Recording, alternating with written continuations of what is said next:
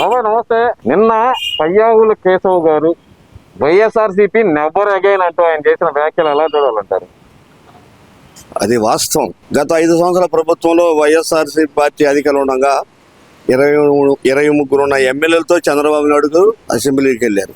ఇంట్లో ఉన్న ఆడాలతో సహా వ్యక్తిగతంగా అసలు వాళ్ళు చేసిన అరాచకం అన్ని బరాయిస్తూ ఆయన కూర్చున్నాడు.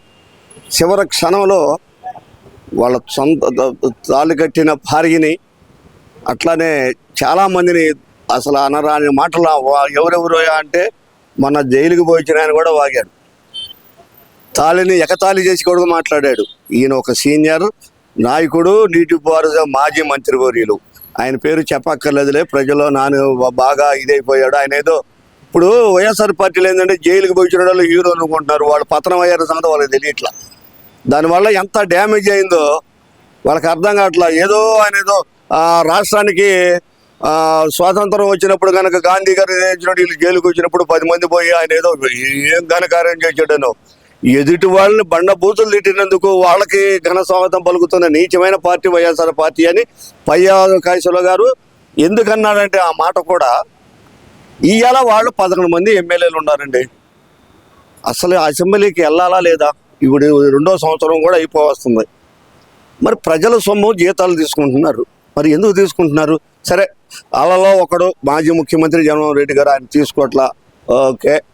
మరి నీ ఎమ్మెల్యేలు తక్కిన 10 మంది ఎందుకు తీసుకుంటున్నారు? ఎందుకు తీసుకోవాలి? వాళ్ళ నియోజకవర్గాల సమస్య లేవా? వాళ్ళు జరిగిన పనులు చేయాలిగా. మరి ప్రజలు నిన్ను వైఎస్ఆర్ పార్టీ ఎందుకు ఎన్నుకునే? అసెంబ్లీకి మాత్రం పారు, ప్రజల సొమ్ము వీళ్ళ జేబులు నింపుకోవాలి. ఎందుకంటే బయట తినటానికి వీళ్ళకి దారులు. అధికారంలో నడితే ఏదో రూపంలో ప్రజలు హింసించని తినేవాళ్ళు వీళ్ళు. అది వల్లగాట్ల అసెంబ్లీకి పారు. అందుకని పయ్యాలకు వచ్చిన ఏమన్నారంటే వీళ్ళు మళ్ళా అధికారంలోకి వస్తే ఇవాళ వచ్చే పరిశ్రమలు అయితేనేమి కానీ భూములు ఇస్తేనే పరిశ్రమలు వచ్చేది. ₹1 ఇస్తారయ్యా ప్రభుత్వంలో ఉన్న భూములు. మీరు వచ్చిన తర్వాత మీరు ఆక్రమించడానిక, మీరు జేబులు నింపుకోవడానికి. ఈ మధ్య మన తిరుపతి బోర్డు చైర్మన్ వైవి సుబ్బారెడ్డి గారి పిఏ విశాఖపట్నంలో 15 ప్లాట్ల అతని అకౌంట్లో 5-6 కోట్లు తీసింది. ఇంకెన్ని కోట్లు ఉండవు ఈడిగా. బ్లాక్ మనీ ఎంత ఉందో ఏమయ్యా, ఒక పిఏకి ఇన్ని కోట్ల. ఎంతమంది మంత్రులు లేరు, ఎంతమంది ఎమ్మెల్యేలు లేరు, వీళ్ళందరూ పిఏలకి ఇన్ని కోట్లుంటే అసలు ఏమిటిది? ఏసుంటి నీచమైన పార్టీ వైఎస్ఆర్ పార్టీ. అందుకే పయ్యావుల కేశవ్ గారు ఒకటే కోరుతున్నాడు, ఈ రాష్ట్రం సుభిక్షంగా ఉండాలన్నా, పరిశ్రమ రావాలన్నా, యువతకు ఉద్యోగాలు రావాలన్నా, సంక్షేమ కార్యక్రమాలు సక్రమంగా జరగాలన్నా ఇవాళ రాష్ట్ర బడ్జెట్, రాష్ట్రకు వచ్చే పన్ను ఆదాయం ఖజానాకి రూపాయలతో సహా మొత్తం వస్తున్నాయి. గత ప్రభుత్వంలో వచ్చినాయా? ప్యాలెస్లోకి వెళ్ళిపోయి వచ్చినాయి. నేను ప్రజలకే పంచాను అంటున్నాడు కదా. పంచాడు. తల్లికి వందనం అన్నాడు, ఒకళ్ళకి ఇచ్చాడు. పింఛన్ ఇచ్చాడు. 3,000 అన్నాడు, 2,000 3 సంవత్సరాలు ఇచ్చాడు. 500 1 సంవత్సరం ఇచ్చాడు. ఎన్నాళ్ళు ఇచ్చాడు ఆయన? ఉద్యోగస్తులకి జీతాలు ఎన్ని రోజులకి ఇచ్చాడు? 1వ తారీఖు జీతాలు ఇవాళ గవర్నమెంట్ ఇస్తుంది. వైఎస్ఆర్సీపీ గవర్నమెంట్లో ఎన్నాళ్ళకి ఇచ్చారు? నెల 15 రోజులకి ఇచ్చారు. వాళ్ళు దుకాణం కొట్టుకెళ్ళి అప్పులు తెచ్చుకోవటం, పాలాడికి అప్పులు, దుకాణం కొట్లో అప్పులు, ఏడన్నా చేబుదులు ఇచ్చినట్టుకు అప్పులు, జీతం రాని ఇస్తున్నామని చెప్పి మా కళ్ళెదట ఎంతమంది ఉద్యోగస్తులు, సామాన్య ఉద్యోగస్తులు, 4 కుటుంబం ఉన్న పిల్లలు ఉన్న ఉద్యోగస్తులు చదువులు ఫీజులు కట్టుకోలేక, కుటుంబం ఇళ్ళ అద్దె కట్టుకోలేక నరక యాతన పడ్డారు. అందుకే వాళ్ళు బుద్ధి చెప్పారు. ఏది వీళ్ళు చేసింది అభివృద్ధి? అందుకే ఇంకొకసారి వైఎస్ఆర్సీపీ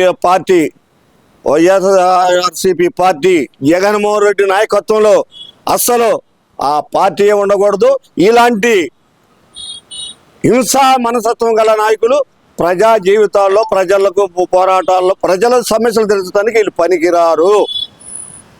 ప్రజలు కష్టాల్లో ఉంటే కనుక వీళ్ళు క్రికెట్ అంటూ సంబరాలు చేస్తున్నారనే మాట అంటున్నాడు కదా మరి జగన్మోహన్ రెడ్డి. ఇప్పుడు ఒక్కొక్కరికి ఒక హ్యాబిట్ ఉండిద్దండి.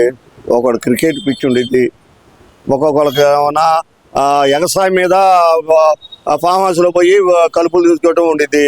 ఇప్పుడు రామానాయుడు ఆయన పోయి చేలో మందు చిమ్ముతాడు, గనేలు వేస్తాడు. ఆయన సరదా అయితే రైతు పుట్టకబెట్టాడు కాబట్టి ఈ యువకులు లోకేష్ గారు క్రికెట్ వచ్చి ఆటగాడు క్రికెట్ చూడాలని ఇంట్రెస్ట్. ప్రభుత్వం డబ్బులతో వెళ్తే నువ్వు విమర్శించు, సాక్ష్యాలతో సహా నువ్వు నీ సాక్షి, నీ పేరే సాక్షి పేపరు, అన్నీ అపసాక్షులు, అబద్ధాలు పుట్ట. అస్సలు చిన్న నాళ్ళ సేవలు పుట్ట ఉంటాయి చూసా, అంతకన్నా భయంకరమైన అబద్ధాల పుట్ట సాక్షి పేపరు. మీ దాంట్లో చెప్పండి, లోకేష్ గారు క్రికెట్కి వెళ్ళినా దేనికి వెళ్ళినా ప్రజల సమస్యల మీద ఎప్పుడు సంబంధించలేదు. నేను చెప్పు. సరే వెళ్ళాడు క్రికెట్కి, వెళ్ళిన ఆయన ప్రభుత్వ డబ్బులతో వెళ్ళాడా? ఆయన వ్యక్తిగతంగా వెళ్ళాడు. ఏమన్నా దానికి ఏమన్నా ప్రజల సొమ్ము తీసుకొని ఫ్లైట్లోనో లేకపోతే హెలికాప్టర్లోనో లేకపోతే ప్రభుత్వం ఇచ్చిన కారులోనో వెళ్ళలేదుగా. నువ్వు నిరూపించు. మేము చెప్పు తీసుకుని మేము కొట్టుకుంటాం, లేకపోతే ఆ పని నువ్వు చేసుకోండి. వైఎస్ఆర్సీపీ పార్టీ వాళ్ళు ఎవరైనా సరే విమర్శించేవాళ్ళు.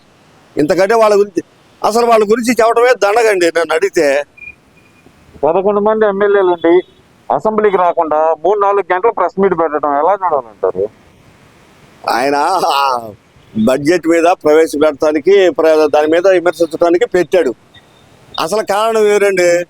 ఇప్పుడు ఎందుకంటే ఈయనకి చుట్టూ బిగించుకుంటున్నాయి. అటు బాబాయ్ హత్య కేసు, తిరుపతి లడ్డు, లిక్కరు, ఈ ఇసుక దందాదనో మైనింగ్ ఇవి కూడా బయటకు వస్తే మైనింగ్ ఇటు కూడా మన చిలకలూరుపేట ఆరోగ్య శాఖ మంత్రి గారు ఆమెది ఒకటి కుంభకోణం జరిగిందిలేండి ఎడ్లపాడి కాడ. ఆమెది ఎటు కూడా ఉందలే, ఆల్రెడీ ఉన్నట్టే. కాకపోతే ఎక్కువ మంది రాలా. ఇంకా ఒంగోలులో ఉంటారు బడా నాయకులు. వీళ్ళంతా బయటికి రాలా. వచ్చినప్పుడు వీళ్ళంతా దిగ్బంధనం జరుగుతుంది ముందు జగన్మోహన్ రెడ్డి గారికి. ఈ ఎన్ని కుంభకోణాలలో దిగ్బంధనం జరుగుతుంది. ఈ ఊపిరాడక ఈ అసెంబ్లీకి పోడు. అసెంబ్లీలో ఎవరన్నా తిడతంటే బ్రహ్మాంగా నవ్వుతాడు.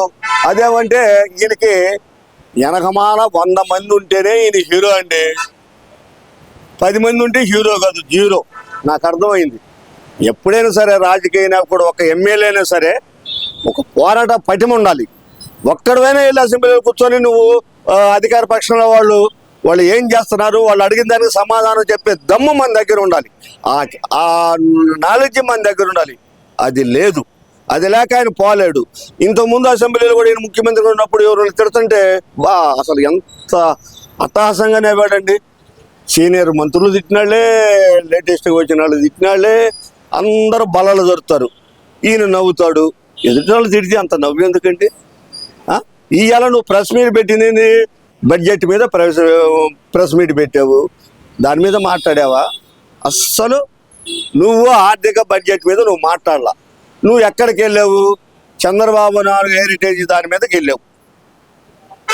ఇంతకుముందు మీరు ఈనాడు మార్గదర్శనం మీద వెళ్ళారు. ఏం పీక్కున్నారు? నువ్వు అంటావే నా ఎంట్రుకు కూడా పీక్కులేరని. ఆ భాష వాడచ్చు, హెరిటేజ్ వాళ్ళు వాడచ్చు, రామోజీ వాడచ్చు. కానీ వాడారా? న్యాయస్థానాలు ఉన్నాయి, ప్రజలా ఉన్నారు. ప్రజల సమక్షంలో ఏది నిజమో ఏది అబద్ధమో ప్రజలకు తెలుసు. జగన్మోహన్ రెడ్డి గారు నీకమలిగా అహంకార మతం ఎక్కి నా ఎంట్రుక పీకరేరు, వాడిని ఆ నడి సముద్రంలో ముంచి తేల్చాలి, పిస్టల్తో నోడు కార్చాలన్నా నీ అపశృతి నూరికి నువ్వు బడ్జెట్ల గురించి నువ్వేం మాట్లాడే నాలెడ్జే లేదని నేను అనుకుంటున్నా. ఈ వీడియో నచ్చితే లైక్ చేయండి. అలాగే మా ఛానల్ ని ఫస్ట్ టైం కనుక చూస్తున్నట్టయితే ఇప్పుడే సబ్స్క్రైబ్ చేసుకుని పక్కనే ఉన్న గంట సింబల్ ని యాక్టివేట్ చేసుకోండి. అప్పుడే మేము పెట్టే ప్రతి వీడియో మీకు నోటిఫికేషన్ గా వస్తుంది. అలాగే ఈ వీడియో పూర్తిగా చూసినందుకు ధన్యవాదాలు.